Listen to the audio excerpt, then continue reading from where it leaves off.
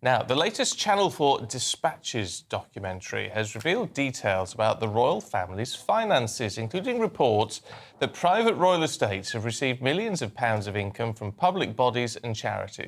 Yeah, it's been claimed that the Duchies of Lancaster and Cornwall portfolios have generated almost £50 million. Well, the contracts with public bodies said to include a £37 million agreement with the Ministry of Justice, an £11.4 million deal between Guy's and St Thomas's NHS Trust. This is what appeared on the programme last night.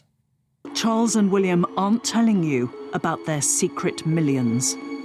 Thank you, ladies and gentlemen, for paying your rent every now and then. Their private estates, the Duchies of Lancaster and Cornwall, make Charles and William £50 million a year. But they have repeatedly refused to reveal exactly which properties they own. Can we have a report on the list of properties? I don't see why. And details of how these estates make their staggering profits and from where have remained secret until now. Wow. Let's talk to the King's former butler, Grant Harold, who joins us now. We're talking about private estates, private companies, in effect. I'm not really shocked that they're making money. That's the whole point of them, isn't it? Morning, and morning, Stephen.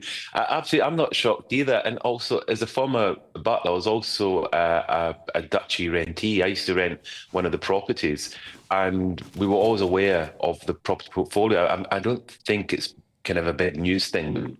Obviously, part of the, if you like, the business side is these two duchies, Cornwall and Lancaster, and the late Queen obviously was the Duke as well of Lancaster, and now you've got the Prince was obviously, or the King, when he was Prince, had the duchy, and these properties, portfolios as well. I mean, obviously they make money. I mean, but they've been around for, I think they go back to George III, if not before.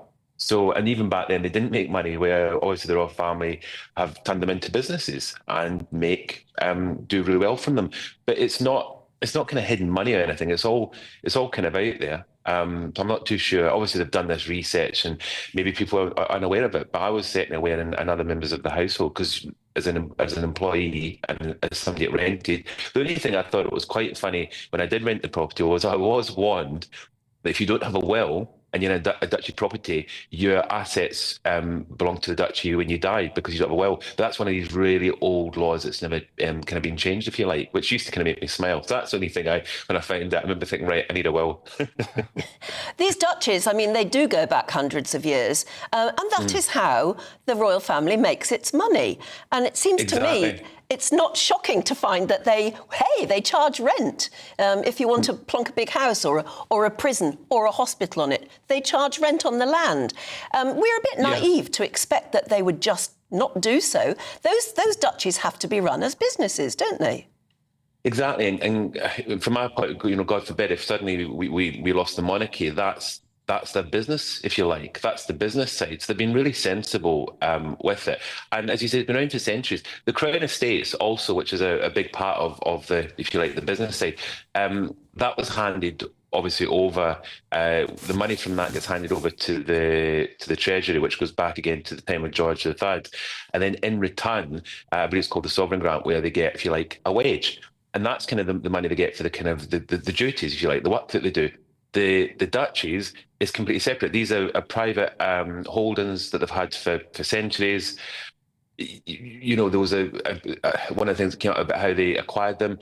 That's historical, with all these kind of things. There's historical things behind it as to how they got them or why they've got them. The point is that they've turned them into successful businesses. They do really well. And there's nothing unusual about it. I mean, they say, they've got properties, people pay rent. I paid rent for one of those properties, and other people pay rent.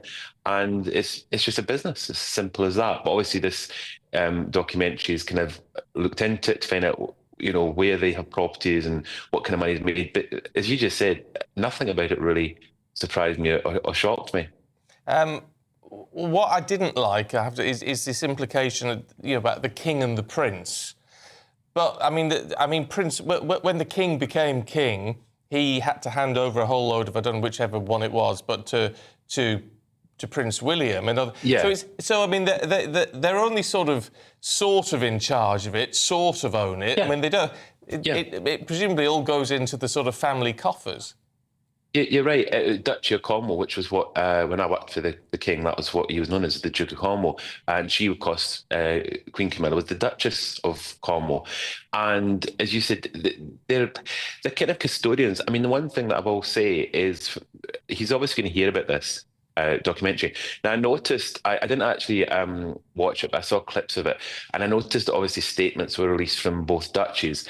And I think one of the statements on behalf of the King actually said that, you know, when he obviously was the Duke of Cornwall, even though he's obviously involved, it's his business, if you like, he's got people that run it.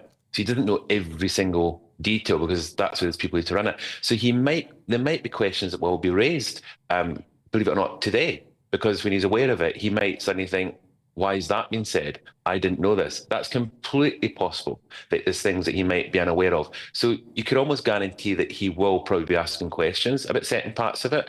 But then other bits he'll probably know. But the thing about him is he always, as you both know, he likes to be transparent. He's always been very keen that we all know exactly what goes on behind closed doors when it comes down to the finances, which is why you have the annual reports and things that are released, as did the late Queen.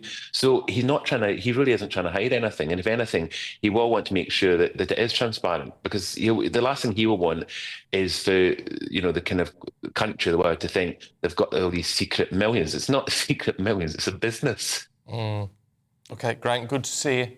Thanks very much. Thank you, you too. Yeah, thank you. A spokesperson for the Duchy of Lancaster, that's the private estate of the King, said it complies with all relevant UK legislation and regulatory standards applicable to its range of business activities.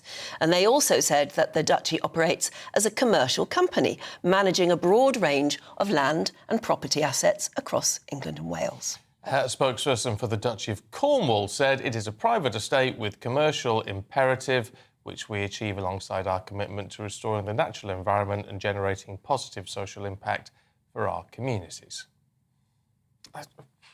Yeah, it's a business. Where did we think their money came from? It's meant to be, it's sort of portrayed as being this big sting job, isn't it? I just don't really see what the issue is. They're raising money and they live on a lot of it. So. Grant was interesting there, though, when he said that there may be aspects of it that even the Prince William and the King don't know, and they might raise their eyebrows at. Yeah, possibly. I mean, they're not going to be across all the details. I mean, there'll be a managing director. Yeah, so they'll call them in and say, you know, is there what's anything going on with this? Yeah.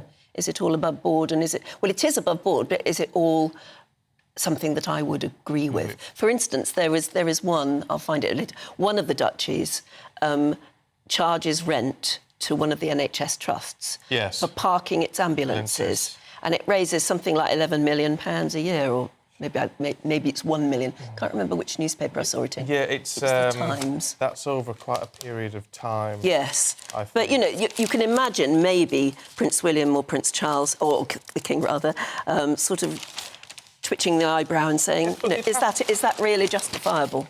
I don't know. So 11.4 million it's cost to park the ambulances over 15 years. So, you know, I don't know, what's that, £700,000 a year? But it depends how many ambulances it is, how big a storage space Yes, exactly. it is. And presumably, huge building. It's a competitive price because he must have shopped around. Yes. But the implication from this is, because he's the King, he should let them have it for nothing. Well, which would not be good business, and he'd come under criticism for that, wouldn't he? Yeah. Anyway.